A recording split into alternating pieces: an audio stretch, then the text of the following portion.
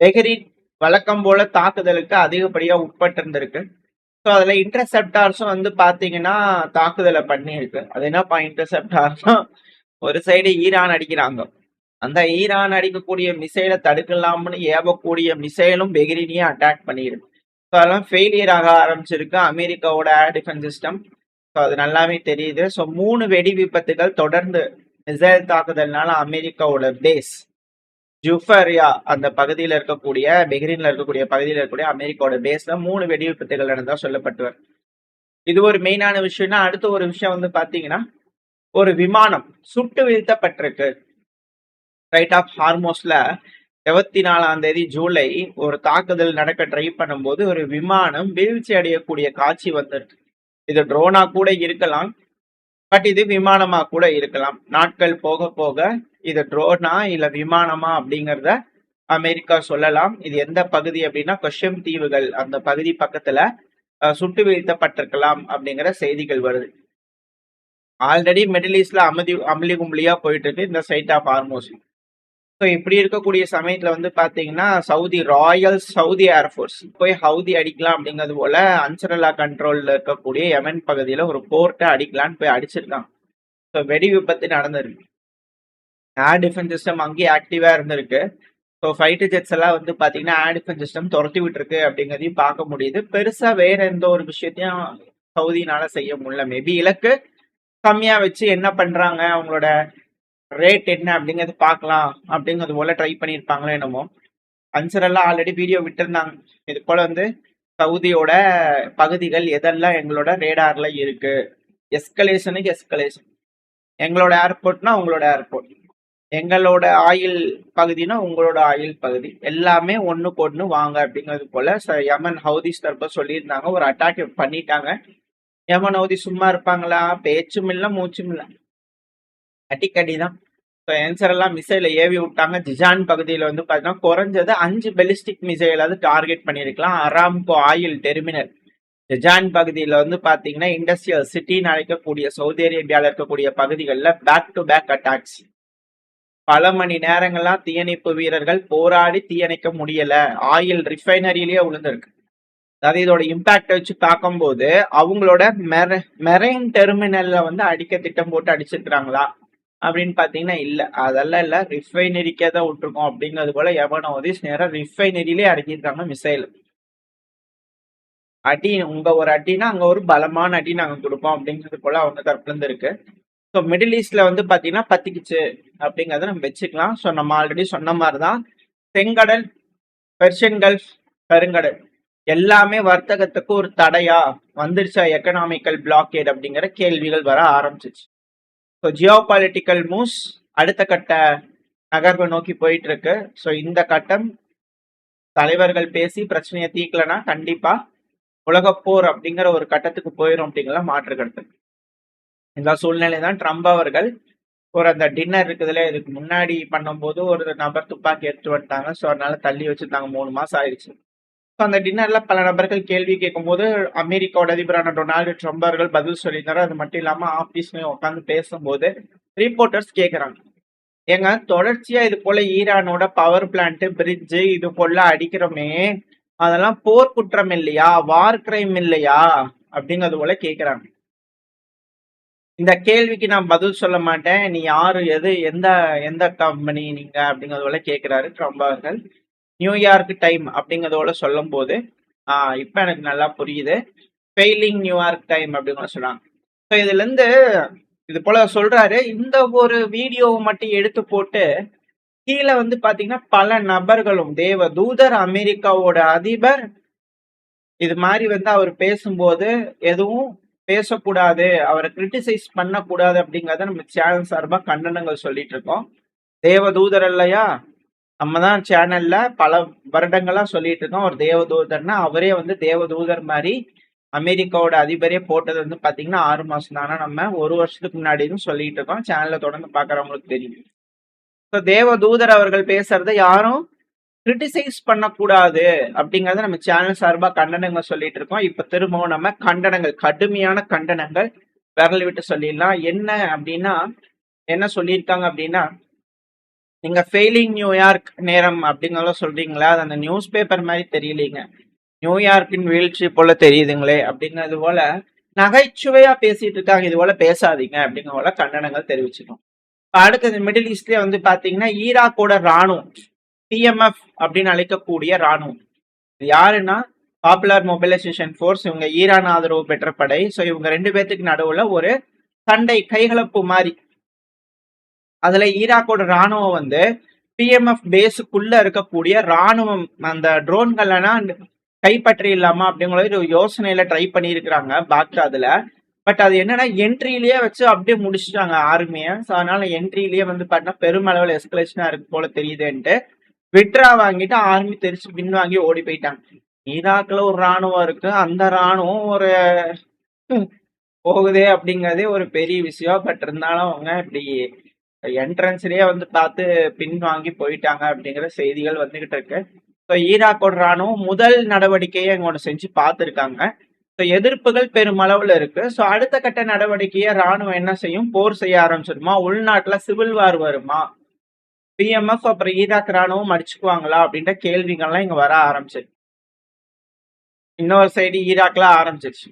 இப்ப அடுத்தது அமெரிக்காலேயே அமெரிக்காவோட அதிபரான டொனால்டு ட்ரம்ப் அவர்கள் 3 முறை 4th டைமாவும் நான் அதிபராகிறதுக்கு யோசிக்கிறேன். ஏன்னா முதல் தடவை நின்று ஜெயிச்சாரு, செகண்ட் டைம் நின்று தோத்தாரு, தேர்ட் டைம் நின்று ஜெயிச்சிருக்காரு. ஸோ ஒரு அதிபர் 2 தடவை தான் இருக்கணும். பட் ஆனா இப்ப ட்ரம்ப் அவர்கள் 4வது முறையா அதிபர் தேர்தலில் நிக்க போறேன்.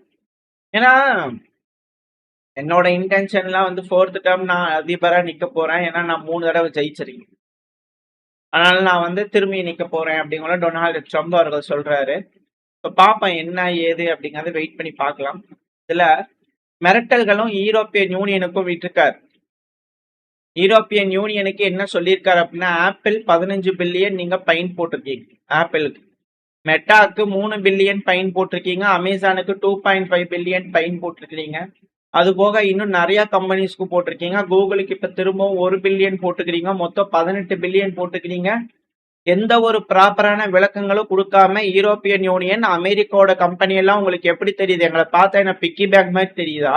அதாவது உண்டியல்ல காசு போட்டு சேவிப்பாங்க இல்லையா, அது போல எங்களை பார்த்தா உங்களுக்கு என்ன பிக்கி பேங்க் போல தெரியுதா? வேணுங்கும் போதெல்லாம் கம்பெனி அமெரிக்க கம்பெனி மேல ஃபைன் போட்டு காசு எடுத்துக்கிறதுக்கு எங்களை பார்த்தா உங்களுக்கு எப்படி தெரியுது? பிராக்டிஸ் ஆஃப் ராபிங் அமெரிக்கன் கம்பெனிஸ்ங்கிறது வன்மையா கண்டிக்கப்படும். புதுசா டேரிஃப் போட்டுருவோம் பாத்துக்கங்க அப்படிங்கிற மிரட்டிக்கிறாரு. ஐயா டொனால்டு ட்ரம்ப் அவர்களே தேவதூதரை, இதைத்தான் புட்டின் அவர்கள் முதல்ல இருந்து சொல்லிட்டு இருந்தாங்க. இந்த மேற்கு நாடுகள் ராபிங் பண்ணி பழகிட்டாங்க, அதை அவங்கள திருத்தவே முடியல, எல்லாத்தையும் ராபிங் பண்ணிக்கலான்ட்டே பார்த்துட்டு இருக்கிறாங்கன்னு இப்போ உங்க மேலேயும் கை வச்சுட்டாங்க பாருங்கயா. தேவருக்கே வந்த சோதனைய பாருங்க அப்படிங்கள பலரும் கேட்டுக்கிட்டு இருக்காங்க. அமெரிக்க கம்பெனிகளை மேல தொடர்ச்சியா வந்து பாத்தீங்கன்னா இது போல குற்றச்சாட்டுகள் வச்சு அவங்க கிட்ட இருந்து ப்ராப்பர் எக்ஸ்பிளேஷன் பெனால்டின்னு போட்டு காசு எடுத்துக்கிட்டு இருக்காங்க. இதை எப்படி ஹேண்டில் பண்ண போறான்னு பார்க்கலாம். யூரோப்பியன் யூனியன் நாங்க என்னென்ன விசாரிக்க போறோம்னு கடுமையான கண்டனங்கள் வேற விட்டுருக்காங்க. திரும்ப அங்க ஒரு கிளாஸ் போயிட்டு இருக்கு. இதுல இன்னொரு விஷயம் என்னன்னா, உக்ரைனோட கேபிட்டலான கீவ்ல நேற்றுக்கு பயங்கரமான தாக்குதல் இருந்திருக்கு. மேலும் தாக்குதல்கள் பிரம்மாண்டமா நடக்கும்னு ஜெலன்ஸ்கி அவர்கள் எக்ஸ்பெக்ட் பண்றாரு. இது நம்ம அடுத்த பதிவுல பார்க்கலாம். பட் இதுல நேற்றுக்கு 24 ஜூன்ல நடந்த ஒரு தாக்குதல்ல போலாண்டோட சிட்டிசன்ஸ் சொல்ல முடியாது, போலாண்டை சேர்ந்த நபர்கள் வந்து பாத்தீங்கன்னா உக்ரைனோட கேபிட்டலான கீவ்ல ஒரு டிஃபென்ஸ் எக்ஸ்போ நடந்திருக்கு. டிஃபென்ஸ்னால என்ன ஆயுதங்கள், அது ரிலேட்டடா ஒரு எக்ஸ்போ நடக்கும்போது கீவ்ல ரகசியமா நடந்திருக்கு. ரகசியமா நடக்கக்கூடிய இடங்கள்ல அங்க போலாண்டை சேர்ந்த கம்பெனியை சேர்ந்த நபர்களும் வந்திருக்காங்க, பார்ட்டிசிபேட் பண்ணியிருக்கிறாங்க. அந்த இடம்னு பார்த்து ரஷ்யா பெலிஸ்டிக் மிசைலை ஏவிட்டாங்க. உக்ரைனோட கேபிட்டலான கீவ் ஒப்லாஸ்ட்ல 3 மிசைல்கள், ஒன்னு தடுக்கப்பட்டதா சொன்னாலும் பல வெடி விபத்துகள் மாறி மாறி கேட்டிருந்திருக்கு. இதுல 10 நபர்கள் இறந்திருக்கலாம். உக்ரைனை பொறுத்த வரைக்கும், மேற்கு மீடியாக்கள் பொறுத்த வரைக்கும் கொல்லப்பட்டனர் அப்படிங்கிறத சொல்றாங்க. பட் இருந்தாலும் பிரதானமான மீடியாக்கள் இறந்தனர் அப்படிங்கிறதோட சொல்றாங்க. இது நீங்க காசால கம்பேர் பண்ணி பாத்தீங்கன்னா ஏன் இந்த வார்த்தை ஜாலங்கள் அப்படிங்கிறது உங்களுக்கு புரியும். ஸோ இப்போ இதுல வந்து பாத்தீங்கன்னா 10 நபர்கள் இறந்ததாகவும் 100 நபர்களுக்கு மேல காயமடைஞ்சதாகவும் சொல்லப்பட்டு வருது. ஸோ இந்த தாக்குதல்னால வந்து பாத்தீங்கன்னா உக்ரைனோட அபிஷியல்ஸ் கன்ஃபார்ம் பண்ணிக்கிறாங்க, போலாண்டோட ஃபாரின் மினிஸ்ட்ரியும் கன்ஃபார்ம் பண்ணிக்கிறாங்க. ஆமா, இறந்திருக்கிறாங்க, போலாண்டு கம்பெனி சேர்ந்தவங்க இறந்திருக்கிறாங்க, போலாண்டோட எம்ப்ளாயீஸ் இறந்திருக்கிறாங்க, ஆனா அவங்கள போலாண்டோட சிட்டிசன்ஸ் கிடையாது அப்படிங்கிறத சொல்லிக்கிறாங்க. அப்ப போலாண்டுக்கு வேலைக்கு போன பல நாடுகளோட சிட்டிசன்ஸா அப்படிங்கிற கேள்விகள் இருக்கு. வேற எந்தெந்த நாடுகள், ஆசியாவை சேர்ந்த சில நாடுகளோட சிட்டிசன்ஸும் இறந்திருக்காங்க அப்படிங்கிற செய்திகள் வருது. ஆசியா அப்படிங்கும்போது எந்த நாடு அப்படிங்கிற கேள்விகள் வர ஆரம்பிச்சிருக்கு. ஸோ உயிரிழப்புகள், மற்ற நாடுகளோட உயிரிழப்புகளோட கவுண்ட் உக்ரைனுக்குள்ள ஏற்பட்டுக்கிட்டே இருக்கு, அதிகமாயிட்டே இருக்கு. இந்த ரஷ்யாவோட மினிஸ்டர் ஆஃப் டிஃபென்ஸும் கன்ஃபார்ம் பண்ணிக்கிறாங்க, ஆமா நாங்க தான் ஏவணுங்க, சரி இது போல வச்சு அண்டர் கிரவுண்ட்ல பண்ணலாம்னு நினைச்சாங்க, அப்படி என்னதான் பண்றாங்கன்னு உள்ள மிசைல் ஓட்ட போட்டு பார்க்கலான்னு பார்த்தோம், பூரா வெடிச்சு போச்சு அப்படிங்கிறதுல ரஷ்யாவோட மினிஸ்ட்ரி ஆஃப் டிஃபென்ஸ் தரப்புல இருந்து பார்த்தீங்கன்னா சொல்லியிருக்காங்க. ஸோ அது ஒரு சைடு. அது மட்டும் இல்லாம உக்ரைனை வந்து பாத்தீங்கன்னா ரஷ்யாக்குள்ள இந்த வைல்டு பெரிஸ் அப்படிங்கிற கம்பெனி லஜிஸ்டிக் சென்டர்ஸ் மேல அடிக்கிறாங்க இல்லையா, ஸோ அதுக்கு பதிலடி கொடுக்கும் விதமா கூட ரஷ்யா இது போல அடிச்சிருக்கு. இதுல இந்த வைல்டு பெரிஸ்ல வந்து பாத்தீங்கன்னா அடிக்கலாம், செயின்ட் பீட்டர்ஸ்பர்க், லெனின்கிராட் இந்த பகுதியில் அடிக்கலாம் ட்ரை பண்ணியிருக்காங்க. ஸோ மிசைல்கள் வந்திருக்கு பேக் டு பேக். அந்த மிசைல்களை வந்து பாத்தீங்கன்னா தடுக்கிறதுக்கு ரஷ்யாவோட டிஃபென்ஸ் சிஸ்டம் வேலை செஞ்சிருக்கு. இது என்னன்னா அங்க பகுதிக்குள்ள இருக்கக்கூடிய நபர்களோட உதவிகளால இந்த மிசைல்கள் ஸ்ட்ரைக் ஆகுது அப்படிங்கிற சொல்றாங்க. உக்ரைன்ல இருந்து ஏவக்கூடிய மிசைல் ட்ரோன்களை தடுத்துறாங்க. பட் அங்க லோக்கல்ல இருந்து ஏவக்கூடிய குட்டி குட்டி ட்ரோன்கள் வந்து பாத்தீங்கன்னா இழப்புகளை ஏற்படுத்திடுது, இது போல பெரிய ஸ்ட்ரைக் பண்ணக்கூடிய டைம்ல அப்படிங்கிறது போல செய்திகளும் வந்துகிட்டு தான் இருக்கு. இது எப்படி கண்ட்ரோல் பண்ண போறாங்கன்னு தெரியல. கிரஸ்னோடார் காய் பக்கத்துல வந்து பாத்தீங்கன்னா ஒரு அட்டாக் நடந்திருக்கு, வெடி விபத்து நடந்திருக்கு. செயின்ட் பீட்டர்ஸ்பர்க்லயே வந்து பாத்தீங்கன்னா வெடி விபத்து நடந்திருக்கதா செய்திகள் வந்துகிட்டு இருக்கு. அதுக்கான வீடியோ பதிவுகள்லாம் நிறைய வந்திருக்கு. இழப்புகள் ரஷ்யாக்குள்ளும் ஏற்பட ஆரம்பிச்சிருக்கு. ஸோ இதுல இரு ஆரம்பிச்சது வந்து பண்ணா லெஜிஸ்டிக்னு ஆரம்பிச்சது பாட்டினா உக்ரைன், அதுக்கு பதிலடி நாங்களும் லெஜிஸ்டிக் அடிப்போம் அப்படிங்கிற ரஷ்யாவும் அடிச்சுக்கிட்டு இருக்காங்க. இருதரப்புலயும் மாறி மாறி அட்டாக் பண்ணிக்கிட்டு இருக்காங்க. இதுக்கு முன்னாடி இந்த லெஜிஸ்டிக் வாருக்கு முன்னாடி வந்து பாத்தீங்கன்னா போர்ட் வார் நடந்தது, இந்த கப்பல்களுக்கான தாக்குதல் நடக்க ஆரம்பிச்சது. ஸோ அதுல உக்ரைன் வந்து பாத்தீங்கன்னா கொஞ்சம் பேக் அடிச்சுட்டாங்க. ஸோ மார்க்கோ ரூபியோ அவர்கள் அதை பத்தி கூட ஏசியன் சமிட்ல ரூபியோ அவர்கள்ட்ட பேசியிருக்கலாம்.